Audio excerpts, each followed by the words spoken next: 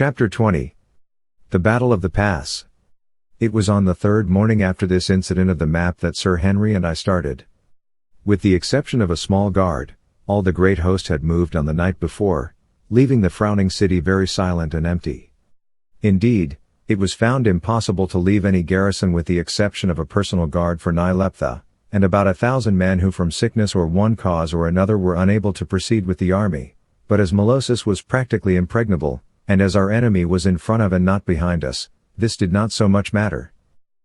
Good and Umslopogaz had gone on with the army, but Nyleptha accompanied Sir Henry and myself to the city gates, riding a magnificent white horse called Daylight, which was supposed to be the fleetest and most enduring animal in Zu-Vendis. Her face bore traces of recent weeping, but there were no tears in her eyes now. Indeed, she was bearing up bravely against what must have been a bitter trial to her. At the gate she reined in her horse and bade us farewell. On the previous day she had reviewed and addressed the officers of the great army, speaking to them such high, eloquent words, and expressing so complete a confidence in their valor and in their ultimate victory, that she quite carried their hearts away, and as she rode from rank to rank they cheered her till the ground shook. And now today the same mood seemed to be on her. "Fare thee well, Macumazahn," she said. "Remember, I trust to thy wits, which are as a needle to a spear handle compared to those of my people, to save us from sores. I know that thou wilt do thy duty." I bowed and explained to her my horror of fighting, and my fear lest I should lose my head, at which she laughed gently and turned to Curtis. "Fare thee well, my lord," she said.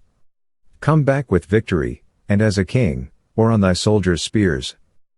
Sir Henry said nothing, but turned his horse to go. Perhaps he had a bit of a lump in his throat.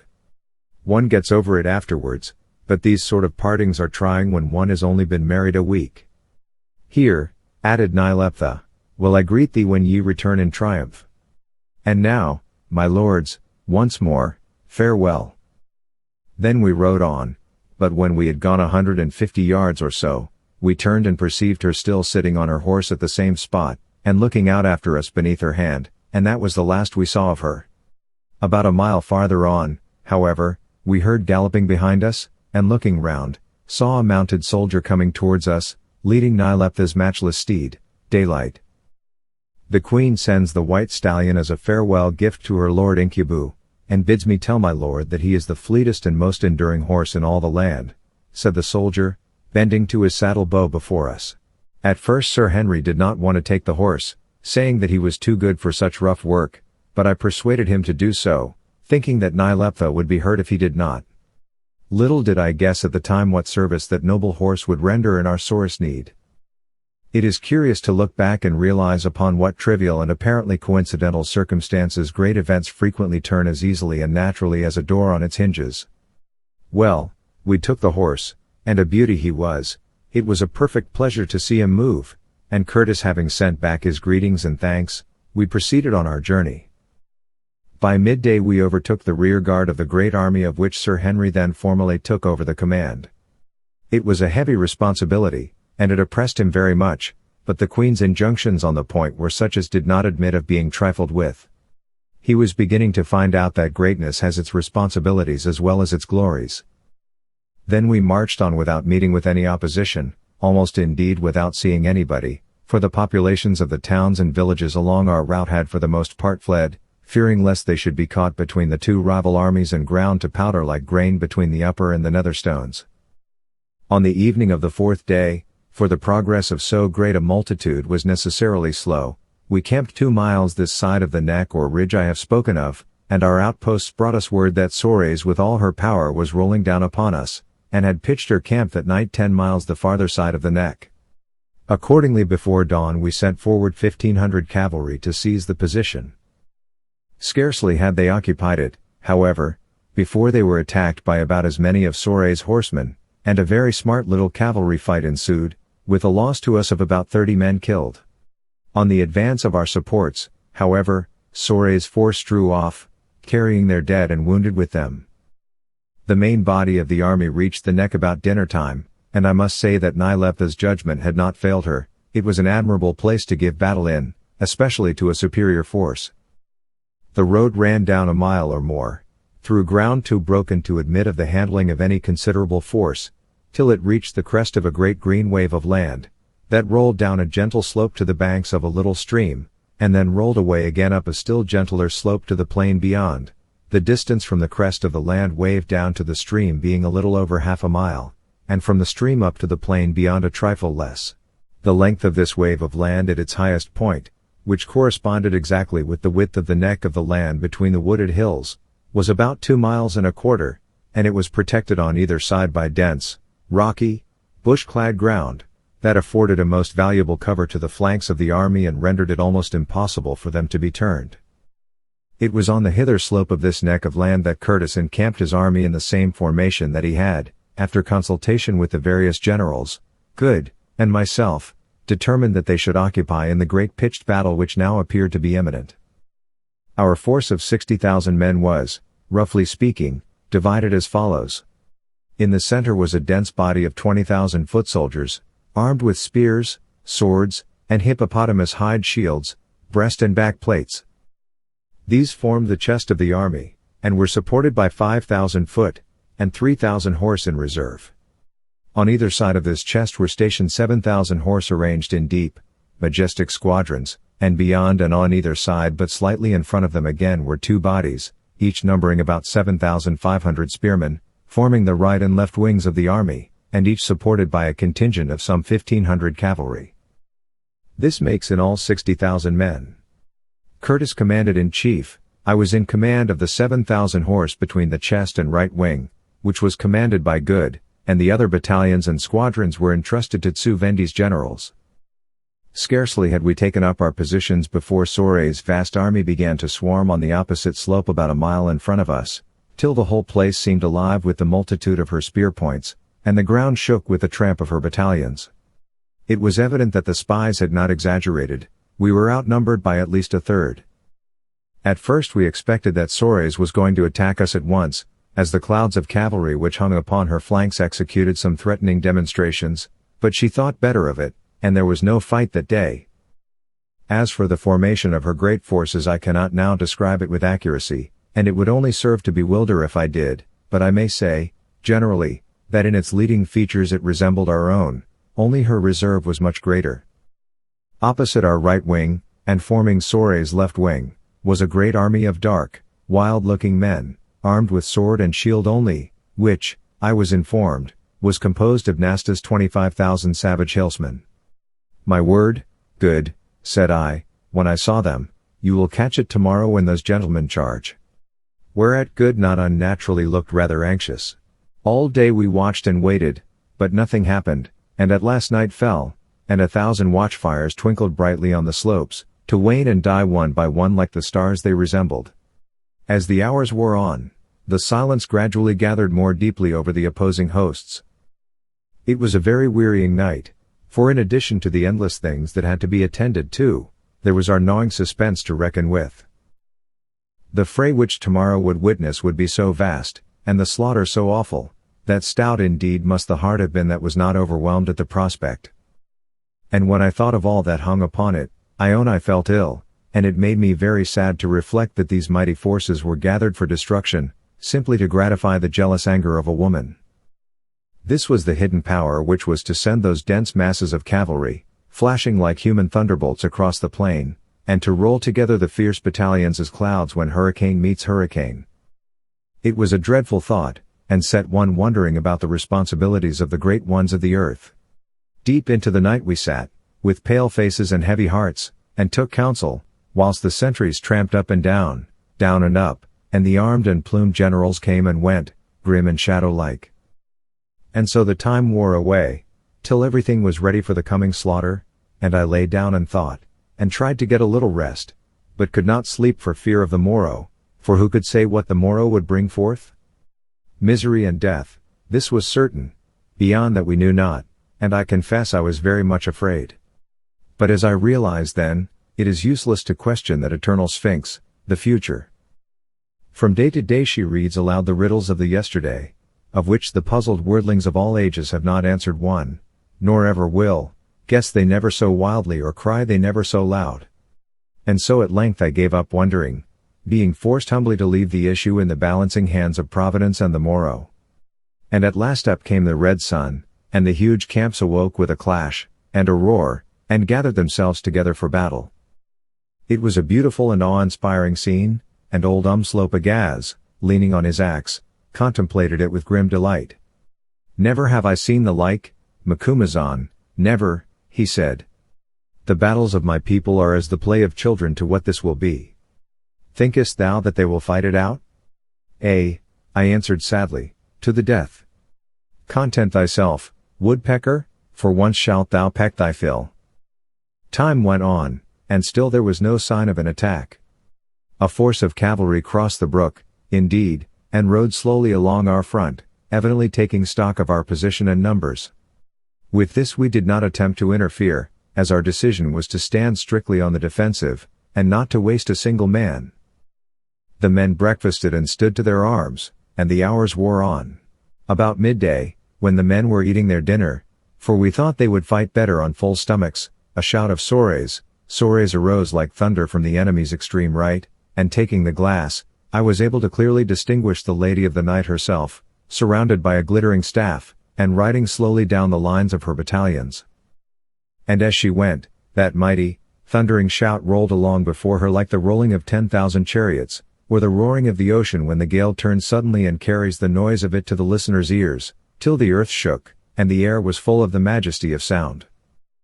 Guessing that this was a prelude to the beginning of the battle, we remained still and made ready. We had not long to wait. Suddenly, like flame from a cannon's mouth, outshot two great tongue-like forces of cavalry, and came charging down the slope towards the little stream, slowly at first, but gathering speed as they came. Before they got to the stream, orders reached me from Sir Henry, who evidently feared that the shock of such a charge, if allowed to fall unbroken upon our infantry, would be too much for them, to send 5,000 sabres to meet the force opposite to me, at the moment when it began to mount the stiffest of the rise about 400 yards from our lines. This I did, remaining behind myself with the rest of my men. Off went the 5,000 horsemen, drawn up in a wedge-like form, and I must say that the general in command handled them very ably. Starting at a hand gallop, for the first 300 yards he rode straight at the tip of the tongue-shaped mass of cavalry which, numbering, so far as I could judge, about 8,000 sabres, was advancing to charge us.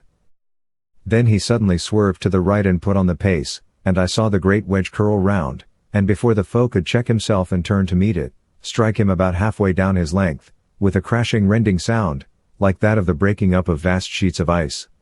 In sank the great wedge, into his heart, and as it cut its way hundreds of horsemen were thrown up on either side of it, just as the earth is thrown up by a plowshare, or more like still, as the foaming water curls over beneath the bows of a rushing ship. Yet vainly does the tongue twist its ends round in agony, like an injured snake, and strive to protect its center, still farther in, by heaven. Right through, and so, amid cheer after cheer from our watching thousands, back again upon the severed ends, beating them down, driving them as a gale drives spray, till at last, amidst the rushing of hundreds of riderless horses, the flashing of swords, and the victorious clamor of their pursuers, the great force crumples up like an empty glove, then turns and gallops pell-mell for safety back to its own lines. I do not think it reached them more than 2/3 as strong as it went out 10 minutes before. The lines which were now advancing to the attack, opened and swallowed them up, and my force returned, having only suffered a loss of about 500 men, not much, I thought, considering the fierceness of the struggle. I could also see that the opposing bodies of cavalry on our left wing were drawing back, but how the fight went with them I do not quite know. It is as much as I can do to describe what took place immediately around me.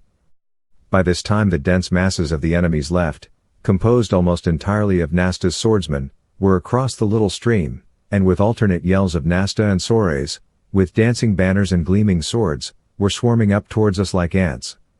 Again I received orders to try and check this movement, and also the main advance against the chest of our army, by means of cavalry charges, and this I did to the best of my ability, by continually sending squadrons of about 1,000 sabres out against them. These squadrons did the enemy much damage, and it was a glorious sight to see them flash down the hillside, and bury themselves like a living knife in the heart of the foe. But, also, we lost many men, For after the experience of a couple of these charges, which had drawn a sort of bloody St. Andrew's cross of dead and dying through the center of Nyleptha's host, our foes no longer attempted to offer an unyielding front to their irresistible weight, but opened out to let the rush go through, throwing themselves on the ground and hamstringing hundreds of horses as they passed. And so, notwithstanding all that we could do, the enemy drew nearer, till at last he hurled himself upon Good's force of 7,500 regulars, who were drawn up to receive them in 3 strong squares. About the same time, too, an awful and heart-shaking roar told me that the main battle had closed in on the center and extreme left. I raised myself in my stirrups and looked down to my left. So far as the eye could see there was a long dazzling shimmer of steel as the sun glanced upon falling sword and thrusting spear. To and fro swung the contending lines in that dread struggle, now giving way, now gaining a little in the mad yet ordered confusion of attack and defense. But it was as much as I could do to keep count of what was happening to our own wing, and, as for the moment the cavalry had fallen back under cover of Good's 3 squares, I had a fair view of this. Nyleptha's wild swordsmen were now breaking in red waves against the sullen rock-like squares. Time after time did they yell out their war cries, and hurl themselves furiously against the long triple ridges of spear points, only to be rolled back as billows are when they meet the cliff. And so for 4 long hours the battle raged almost without a pause, and at the end of that time, if we had gained nothing we had lost nothing. 2 attempts to turn our left flank by forcing a way through the wood by which it was protected had been defeated, and as yet Nyleptha's swordsmen had, notwithstanding their desperate efforts, entirely failed to break Good's 3 squares, though they had thinned their numbers by quite a third. As for the chest of the army where Sir Henry was with his staff and Umslopogaz, it had suffered dreadfully, but it had held its own with honor, and the same may be said of our left battle. At last the attacks slackened, and Soret's army drew back, having, I began to think, had enough of it. On this point, however, I was soon undeceived, for splitting up her cavalry into comparatively small squadrons, she charged us furiously with them, all along the line, and then once more sullenly rolled her tens of thousands of sword and spearmen down upon our weakened squares and squadrons, Soret herself directing the movement, as fearless as a lioness heading the main attack. On they came like an avalanche. I saw her golden helm gleaming in the van, our counter-charges of cavalry entirely failing to check their forward sweep. Now they had struck us, and our center bent in like a bow beneath the weight of their rush, it parted, and had not the 10,000 men in reserve charged down to its support it must have been utterly destroyed. As for Good's 3 squares, they were swept backwards like boats upon an incoming tide, and the foremost one was burst into and lost half its remaining men. But the effort was too fierce and terrible to last. Suddenly the battle came, as it were, to a turning point, and for a minute or two stood still. Then it began to move towards Soret's camp. Just then, too, Nyleptha's fierce and almost invincible Highlanders, either because they were disheartened by their losses or by way of a ruse, fell back, and the remains of Good's gallant squares, leaving the positions they had held for so many hours, cheered wildly, and rashly followed them down the slope, whereon the swarms of swordsmen turned to envelop them, and once more flung themselves upon them with a yell. Taken thus on every side, what remained of the first square was quickly destroyed, and I perceived that the second, in which I could see Good himself mounted on a large horse, was on the point of annihilation. A few more minutes and it was broken, its streaming colors sank, and I lost sight of Good in the confused and hideous slaughter that ensued. Presently, however, a cream-colored horse with a snow-white mane and tail burst from the ruins of the square and came rushing past me riderless and with wide streaming reins, and in it I recognized the charger that Good had been riding. Then I hesitated no longer, but taking with me half my effective cavalry force, which now amounted to between 4,000 and 5,000 men, I commended myself to God, and, without waiting for orders, I charged straight down upon Nyleptha's swordsmen. Seeing me coming, and being warned by the thunder of my horse's hoofs, the majority of them faced round, and gave us a right warm welcome. Not an inch would they yield. In vain did we hack and trample them down as we plowed a broad red furrow through their thousands. They seemed to re-arise by hundreds, driving their terrible sharp swords into our horses, or severing their hamstrings, and then hacking the troopers who came to the ground with them almost into pieces.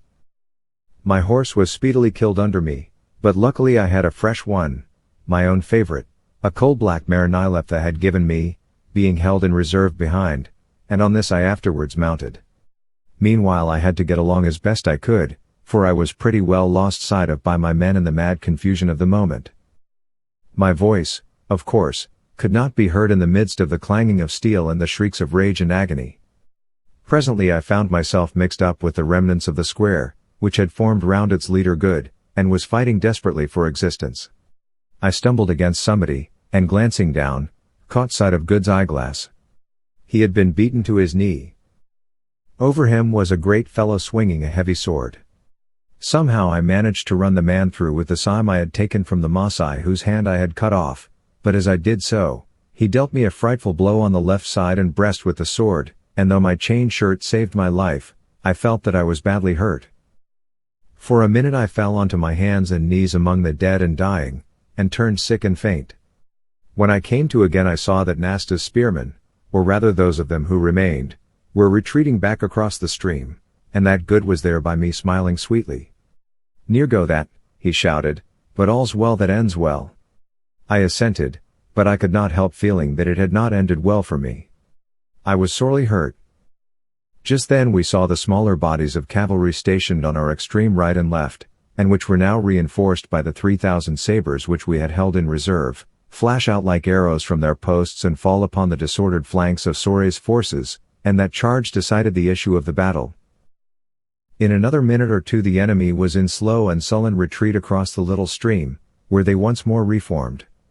Then came another lull, during which I managed to get a second horse, and received my orders to advance from Sir Henry, and then with one fierce deep-throated roar, with a waving of banners and a wide flashing of steel, the remains of our army took the offensive and began to sweep down, slowly indeed, but irresistibly from the positions they had so gallantly held all day. At last it was our turn to attack. On we moved, over the piled-up masses of dead and dying, and were approaching the stream, when suddenly I perceived an extraordinary sight. Galloping wildly towards us, his arms tightly clasped around his horse's neck, against which his blanched cheek was tightly pressed, was a man arrayed in the full costume of a Zu-Vendi general, but in whom, as he came nearer, I recognized none other than our lost Alphonse. It was impossible even then to mistake those curling mustachios. In a minute he was tearing through our ranks and narrowly escaped being cut down, till at last somebody caught his horse's bridle, and he was brought to me just as a momentary halt occurred in our advance to allow what remained of our shattered squares to form into line. "Ah, monsieur," he gasped out in a voice that was nearly inarticulate with fright, "grace to the sky, it is you. Ah, what I have endured. But you win, monsieur, you win, they fly, the Lochus. But listen, monsieur, I forget, it is no good. The Queen is to be murdered tomorrow at the first light in the palace of Milosis, her guards will leave their posts, and the priests are going to kill her." Ah yes. They little thought it, but I was ensconced beneath a banner, and I heard it all. "What?" I said, horror-struck, "what do you mean?" "What I say, monsieur, that devil of a Nyleptha he went last night to settle the affair with the Archbishop, Allan. The guard will leave open the little gate leading from the great stair and go away, and Nyleptha and Allan's priests will come in and kill her. Themselves they would not kill her. Come with me," I said, and, shouting to the staff officer next to me to take over the command, I snatched his bridle and galloped as hard as I could for the spot, between a quarter and half a mile off, where I saw the royal pennon flying, and where I knew that I should find Curtis if he were still alive. On we tore, our horses clearing heaps of dead and dying men, and splashing through pools of blood, on past the long broken lines of spearmen to where, mounted on the white stallion Nyleptha had sent to him as a parting gift, I saw Sir Henry's form towering above the generals who surrounded him. Just as we reached him the advance began again. A bloody cloth was bound around his head, but I saw that his eye was as bright and keen as ever. Beside him was old Umslopogaas, his axe red with blood, but looking quite fresh and uninjured. "What's wrong, Quartermain?" he shouted. "Everything. There is a plot to murder the Queen tomorrow at dawn. Alphonse here, who has just escaped from Sore's, has overheard it all," and I rapidly repeated to him what the Frenchman had told me. Curtis' face turned deadly pale and his jaw dropped. "At dawn," he gasped, "and it is now sunset, it dawns before 4 and we are nearly 100 miles off, 9 hours at the outside. What is to be done? An idea entered into my head. Is that horse of yours fresh? I said. Yes, I have only just got onto him, when my last was killed, and he has been fed. So is mine. Get off him, and let Umslopogaz mount, he can ride well. We will be at Milosis before dawn, or if we are not, well, we cannot help it. No, no, it is impossible for you to leave now. You would be seen, and it would turn the fate of the battle. It is not half won yet. The soldiers would think you were making a bolt of it. Quick now. In a moment he was down, and at my bidding Umslopogaz sprang into the empty saddle. Now farewell, I said. Send 1,000 horsemen with remounts after us in an hour if possible. Stay, dispatch a general to the left wing to take over the command and explain my absence. You will do your best to save her, Quartermain? He said in a broken voice. That I will. Go on, you are being left behind. He cast one glance at us, and accompanied by his staff galloped off to join the advance, which by this time was fording the little brook that now ran red with the blood of the fallen. As for Umslopogaz and myself, we left that dreadful field as arrows leave a bow, and in a few minutes had passed right out of the sight of slaughter, the smell of blood, and the turmoil and shouting, which only came to our ears as a faint, far-off roaring like the sound of distant breakers.